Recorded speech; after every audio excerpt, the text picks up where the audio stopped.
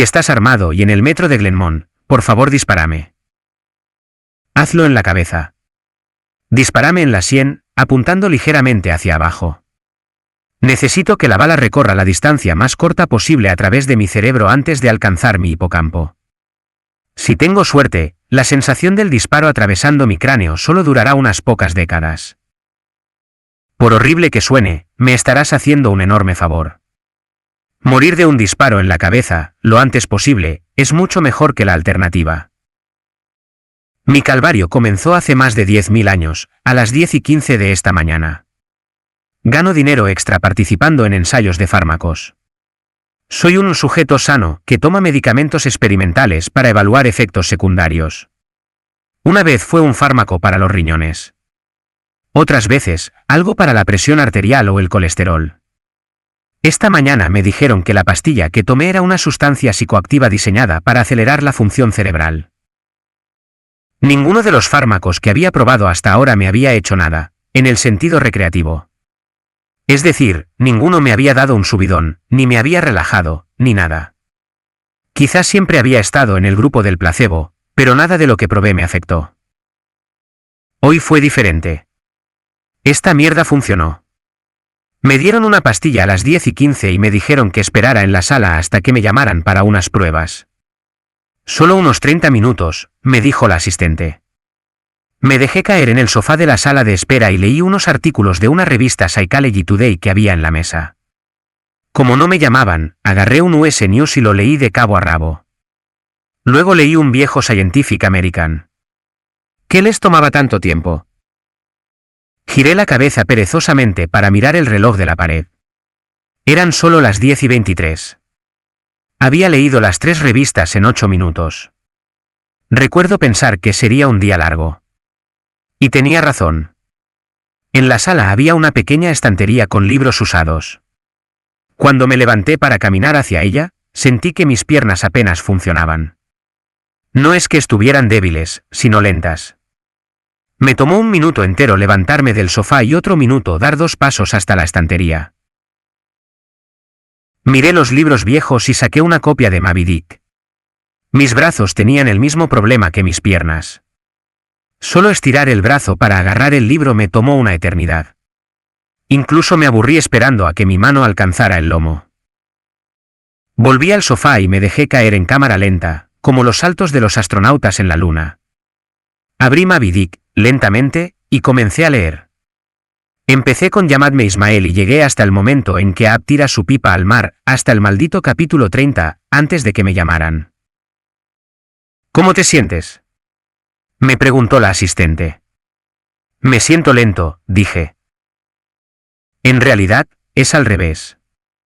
Todo parece lento porque tú eres muy rápido.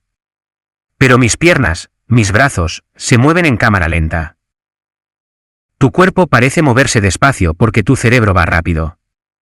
Tu cerebro funciona 10 o 20 veces más rápido de lo normal.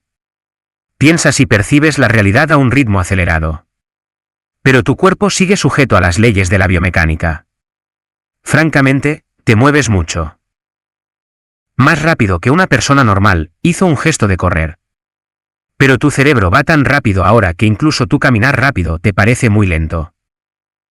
Pensé en mi caída en cámara lenta sobre el sofá. Incluso si mis músculos fueran más lentos, mi cuerpo seguiría reaccionando igual a la gravedad. Pero en la sala de espera, incluso caí en cámara lenta. Los músculos lentos no explicaban por qué la gravedad parecía más débil. Mi cerebro iba a velocidad Warp 10. Así logré leer 3 revistas y los primeros 30 capítulos de Moby Dick en 15 minutos.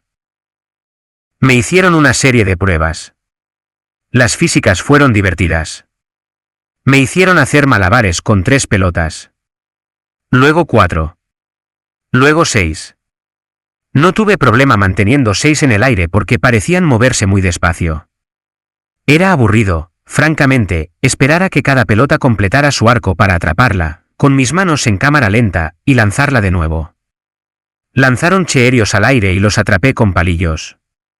Dejaron caer un puñado de monedas y conté su valor antes de que tocaran el suelo. Las pruebas cognitivas fueron menos divertidas, pero muy reveladoras. Completar una sopa de letras de 50 palabras, 3 segundos. Resolver un laberinto intrincado dibujado en un póster, 2 segundos. Ver una presentación de 10 imágenes por segundo y responder preguntas detalladas, 95% de aciertos. Me dijeron que medí más de 250 en la escala Knapf. Aparentemente, eso está muy dentro del rango superhumano de velocidad de pensamiento.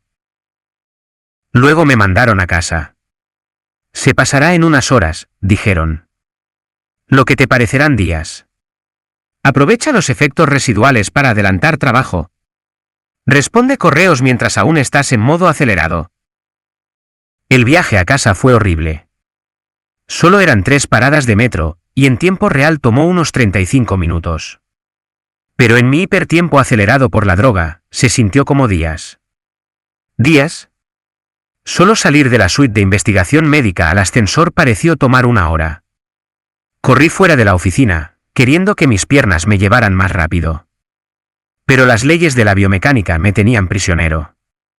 Por muy acelerado que estuviera mi cerebro, no podía hacer que mis piernas se movieran más rápido. La gran desconexión entre mi cuerpo y mi mente hacía extremadamente difícil juzgar cuándo y cómo frenar, girar o rotar mi cuerpo. Básicamente, me había convertido en un torpe en cámara lenta. Calculé mal mi velocidad y me estrellé contra la pared junto al botón del ascensor a buena velocidad. Aunque veía la pared acercarse, no podía mover mi dedo, extendido para presionar el botón, lo suficientemente rápido, y lo golpeé contra la pared. Fuerte. El dolor fue intenso. Si mi cerebro hubiera estado a velocidad normal, probablemente solo habría dolido unos 30 segundos. Pero en mi estado acelerado, el dolor pareció durar media hora. Quizá 45 minutos. El viaje en ascensor fue horrible.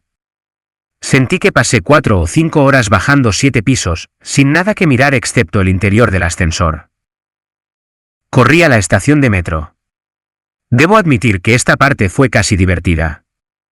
Aunque mi cuerpo se movía a una velocidad que me parecía súper lenta, podía elegir cuidadosamente dónde y cómo poner mis pies, mover mis brazos y girar mi torso. Solo me tomó 1 o 2 cuadras acostumbrarme a tener un cerebro que funcionaba 2 docenas de veces más rápido que mi cuerpo. Luego básicamente corrí el resto del camino, esquivando gente en la acera y autos con centímetros, o minutos, de margen. Pasé 1 hora, en mi marco de tiempo, bajando al metro y llegando al andén. Una tediosa espera de 6 minutos, que fueron una eternidad, hasta que llegó el tren de la línea roja. Aunque había más que mirar en el andén que dentro del ascensor, seguía siendo aburridísimo. Debí haber robado ese Moby Dick. El tren de la línea roja entró rugiendo a la estación en cámara lenta. El chillido agudo de sus frenos, alterado por mi mente acelerada, sonaba como un tono grave interminable, como un solo de tuba monótono. No solo el tren sonaba 3 octavas más grave.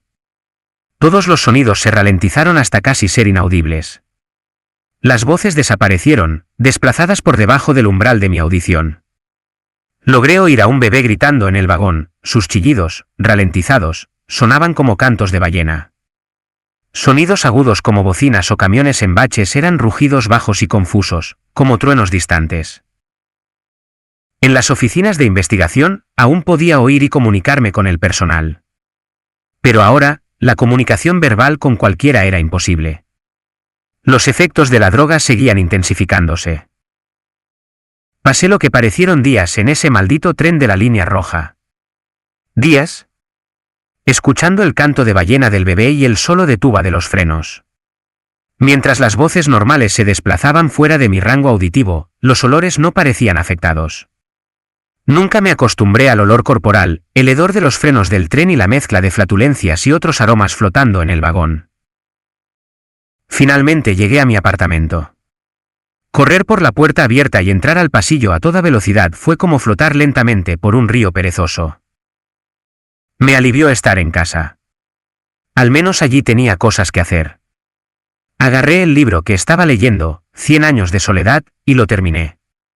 Aunque pasé las páginas tan rápido que muchas se rompieron, la mayor parte del tiempo la pasé volteando páginas, no leyendo. Habían pasado 3 minutos desde que llegué. Intenté navegar por internet, Dios mío, las computadoras tardan una eternidad en encender ahora, pero era frustrantemente lento.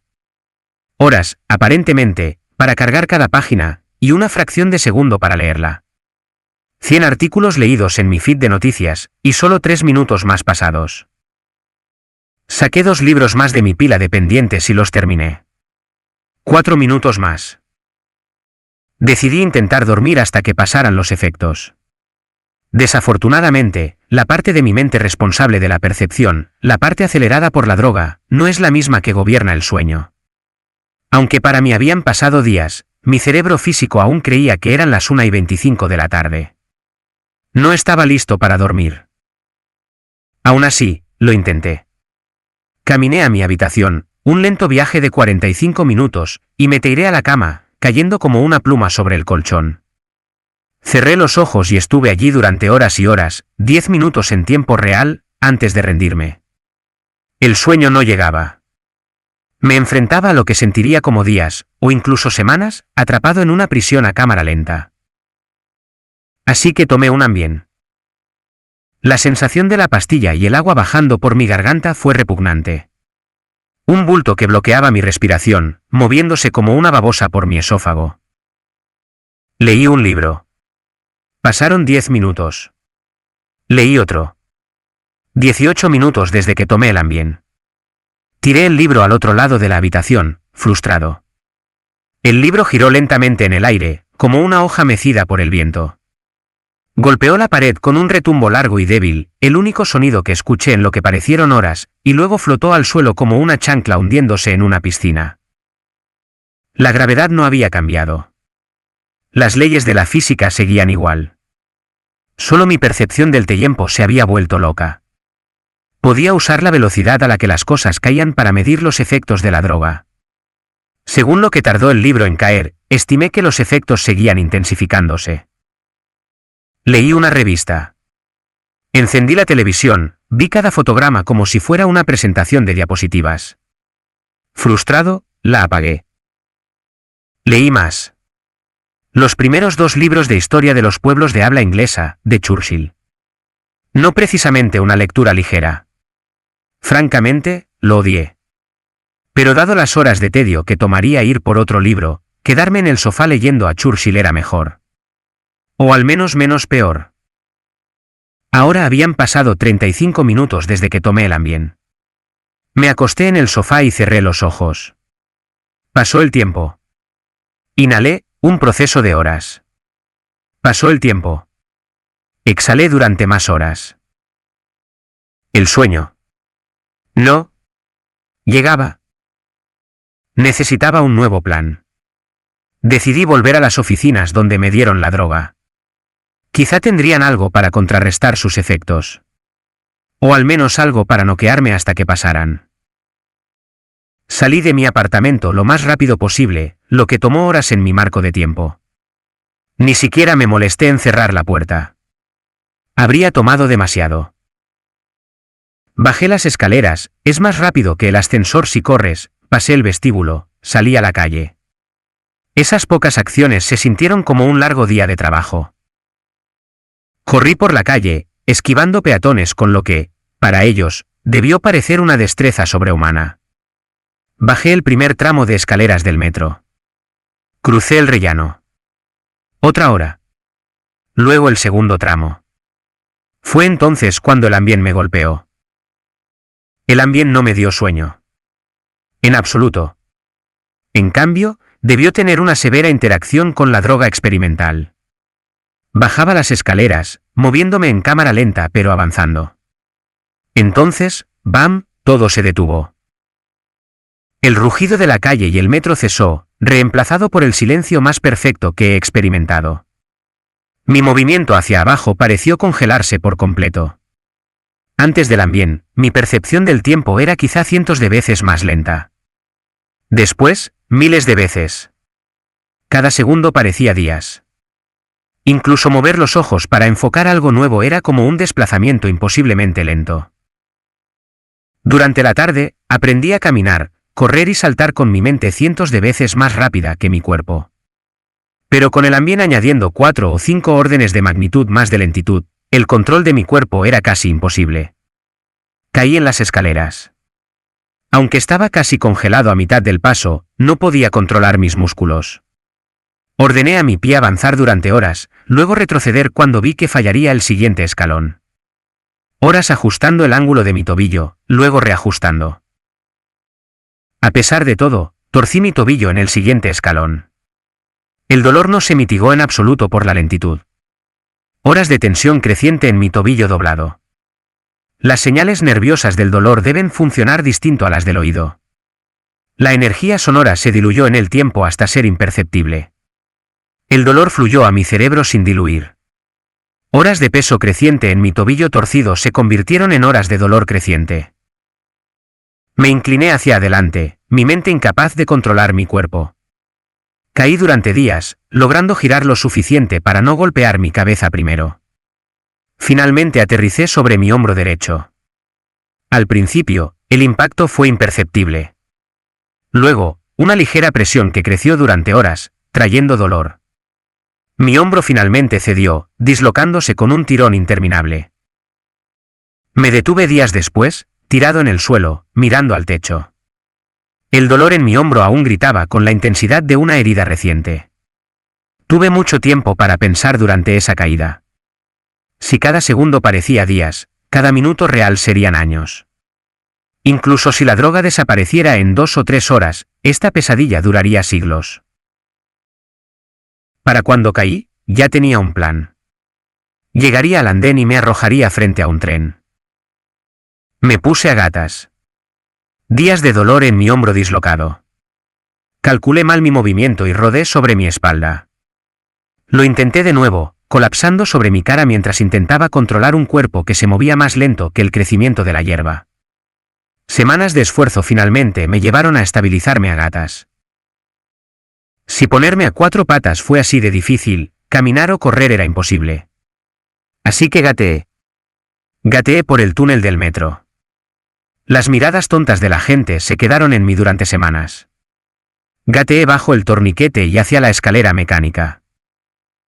La escalera mecánica derramaba la multitud hacia el andén a la velocidad de un glaciar arrojando hielo al mar. Miré el andén abarrotado durante mi interminable descenso. El letrero decía que el próximo tren llegaría en 20 minutos. 20 minutos eran un año para mí. Pasaría un año en el andén, esperando morir. Bajé de la escalera, soportando días de expresiones estúpidas en los rostros de los pasajeros. Gateé unos metros hacia un banco de concreto y me acurruqué junto a él, buscando una posición para aliviar el dolor en mi hombro. Entonces, mi problema con el tiempo empeoró. Imposiblemente peor. La ralentización masiva en las escaleras fue solo el comienzo de la interacción entre la droga experimental y el ambiente. El efecto completo me golpeó mientras estaba acurrucado. Parpadeé. Años de oscuridad siguieron. El sonido ya se había ido, y con mi parpadeo, la vista también. Solo existía el dolor de mi caída. Mi mente hiperacelerada no tardó en compensar la falta de estímulos. Voces me hablaron. Me cantaron en idiomas que nunca existieron. Patrones, caras y colores aparecieron y desaparecieron en mi mente. Recordé toda mi vida e imaginé vivir otra. Olvidé el inglés. Caí en una profunda desesperación. Hablé con Dios. Me convertí en Dios. Imaginé un nuevo universo y lo di a luz con mis pensamientos. Luego lo hice de nuevo. Y otra vez. Mis ojos se abrieron con lentitud geológica. Un tenue resplandor. Semanas. Una rendija de luz. Semanas. Una vista estrecha del andén, tobillos de los pasajeros y un anuncio en la pared opuesta. Saqué mi teléfono del bolsillo. Un proyecto que tomó décadas. ¿Cómo explicar el aburrimiento? El dolor en mi hombro no es nada comparado con el aburrimiento. Cada pensamiento que puedo pensar, lo he pensado cientos de veces. La vista de tobillos y anuncios nunca cambia. Nunca. El aburrimiento es tan intenso que es tangible, como un objeto sólido de metal y piedra incrustado en mi cráneo. Inescapable. ¿Qué opciones tengo? Si me arrojo a las vías sin un tren que me aplaste, no moriré. Experimentaré más dolor por la caída de 4 pies, Pero algún buen samaritano me rescatará y no podré actuar cuando el tren llegue. Mi sufrimiento en ese escenario sería interminable. Así que espero el tren. Para arrojarme bajo él. Cuando finalmente me golpee, experimentaré el dolor de ser destrozado durante siglos hasta que, al fin, la luz de la vida abandone mi cerebro y mi experiencia termine. He vivido cientos de vidas al pie de este banco. En espíritu, soy más viejo que cualquier humano que haya existido. La mayor parte de mi experiencia ha sido una instantánea de dolor, acurrucado en el suelo de un andén, con una vista inmutable de tobillos y anuncios. Este post es mi plan B. Mi último recurso. Mi esperanza remota. He pasado vidas escribiendo y publicando este mensaje, esperando que alguien lo lea y se convenza de que mi sufrimiento debe terminar. Alguien en este andén ahora. Alguien que encuentre al hombre acurrucado bajo el banco, al que gateó por la escalera, y lo mate lo más rápido posible. Un disparo en la sien. Si estás armado y en el metro de Glenmont, por favor dispárame.